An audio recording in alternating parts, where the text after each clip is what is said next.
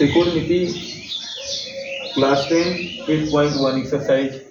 तो इसमें पहला क्वेश्चन क्या है, एक त्रिभुज है ए बी सी, एक त्रिभुज दिया रहेगा ए बी सी और इसमें दे दिया है ए बी बराबर 24 सेंटीमीटर, ए बी बराबर 24 सेंटीमीटर और भुजा दे दिया है एक बी सी बराबर 7 सेंटीमीटर, बी सी बराबर 7 सेंटीमीटर।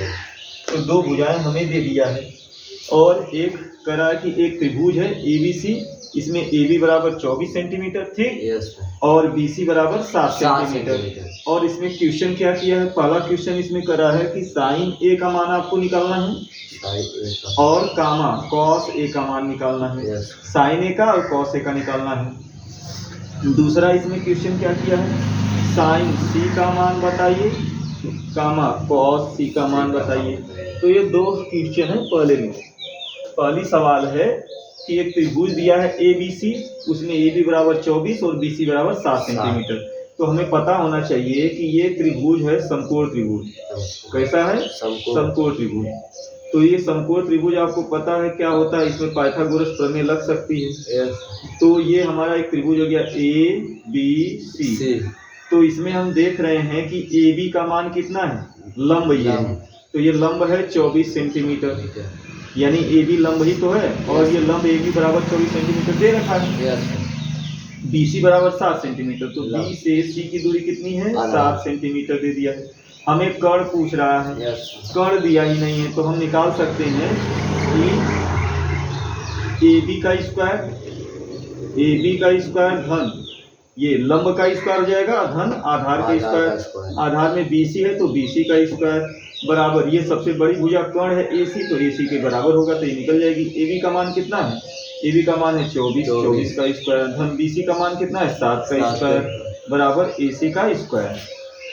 तो हम देख रहे हैं 24 का वर्ग क्या होता है, तो इसके लिए देखो एक शॉर्ट ट्रिक है, 24 का ऐसे लिख लेंगे, 4 का वर्ग कर देंगे, 4 चौको 16, 2 का वर्ग कर देंगे, आएगा 2 दूनी 4, तो 2 अंक में लिखना होता है हमेशा, 0 4 लिख लो, 4 का 2 में कर दो 4 दूनी 8, 8 का दूना 16, तो इधर से एक अंक छोड़ के इधर से छोड़ के बीच में लिख लो, 6 और 6 में एक जुड़ जाएगा 7, 4 में एक जुड़ेगा 576 ना। तो 24 का वर्ग 576 प्लस 7 का वर्ग 49 हो जाएगा बराबर एसी का स्क्वायर। अब 9 ये हो जाएगा 576 में 49 जोड़ेंगे तो कितना आएगा 625, एसी का स्क्वायर 625 को हम क्या लिख सकते हैं 25 का स्क्वायर है, तो एसी का स्क्वायर कैंसिल आउट, तो एसी बराबर निकल गया 25। तो ये वाली भुजा हमारी कितनी हो गई 25। अब देखो पूछ क्या रहा है कि साइन ए, क्या पूछा है साइन ए, हाँ तो साइन ए बराबर सूत्र क्या होता है लंब बटा कर्ण होता है। तो अब देख रहे हैं साइन ए, तो ए के सामने की भुजा ये हो जाएगी लंब और ये हो जाएगी आधार, ये कर्ण को कर्ण ही रहेगी, तो लंब हो गई 7 अब बटे लंब बटे कर्ण तो 25 है। अब इसी तरह से कॉस ए का मान निकालेंगे, कॉस ए बराबर सूत्र क्या होता है आधार बटे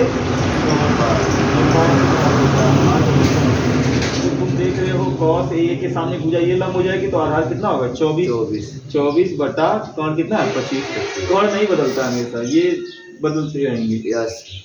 इसी तरह से ये पहला हो गया। दूसरा में हमने क्या पूछा है साइन सी, तो अब साइन सी बराबर सूत्र क्या होगा लंब बटे कर्ण, वही सूत्र रखो। साइन सूत्र का आना चाहिए, लाल बटे कक्का मैंने याद करवाया था। तो लंब बटे कर्ण। अब सी को देखेंगे, सी यहाँ है कोण, तो इसके सामने भुजा ये लंब हो जाएगी यानी 24 बटे कर्ण 25। फिर उसके बाद कॉस सी निकाल लेंगे और कॉस सी बराबर क्या होता है आधार बटे कर्ण। तो कॉस सी के सामने भुजा लंब तो आधार इसका सेम रहेगा, सेम जो है 7 बटे 25 हो गया। तो ये आंसर है पहली सवाल का, पूरा सॉल्व हो गया। दूसरी सवाल देखिए है ना, तो दूसरी सवाल में क्या दिया है, दूसरी में दिया है आकृति इतना का tan t minus cot r का मान बताइए। पूछ रहा है आकृति जो दिया है, आकृति 8.13, तो हम देखेंगे तो ये आकृति ऐसे दिया हुआ है, एक समकोण त्रिभुज है और इसमें ये वाली भुजा दे दिया है, कर्ण को दे दिया है 13 सेंटीमीटर और लंब को दे दिया है 12 सेंटीमीटर और कह रहा है कि तब tan p और माइनस कॉट आर का मान बताइए। अब इसका नामकरण कर लेंगे। तो ये P है, ये Q है और ये R दे दिया है।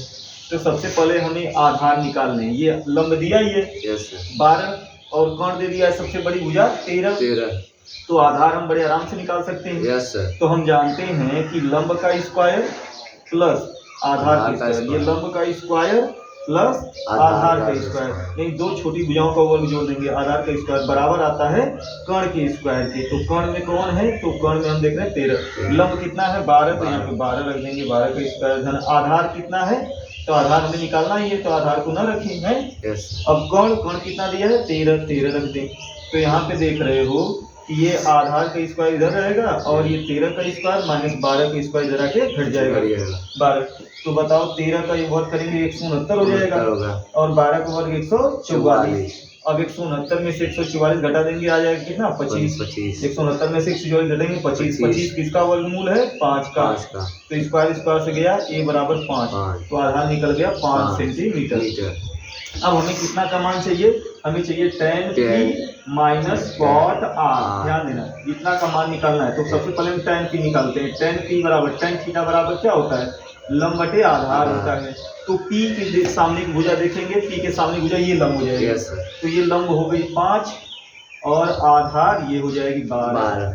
अब दूसरा हमें क्या चाहिए इसमें? Cot r। तो कॉट r, कॉट बराबर क्या होता है? इसका उल्टा आधार बटे लंब होगा है। तो लेकिन अब r के सामने भुजा ये लंब हो जाएगी और आधार कौन होगा? ये। तो आधार 5, लंब हो गया 12। अब यही मान रख देंगे tan p minus cot r में। tan p का मान कितना है? 5/12। तो 5/12 माइनस कॉट r का मान कितना है? 5/12। तो माइनस 5/12 प्लस 5/12 कट गया 0 है ना। तो tan p minus cot r का मान आएगा 0। ये आंसर हो जाएगा। समझ में आया?